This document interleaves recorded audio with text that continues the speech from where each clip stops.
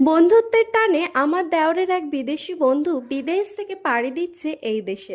আজ বিকালেই flight land করবে। ডিনারে তো অঢেল দেশীয় খাবারের আয়োজন হচ্ছেই। সন্ধ্যায় ভাবলাম কিছু বিদেশি ট্রাই করা যাক। ইউটিউব ঘেটে সার্চ করে ঠিক করলাম পামকিন প্যানকেক বানাবো, আর তৈরিও করে ফেললাম।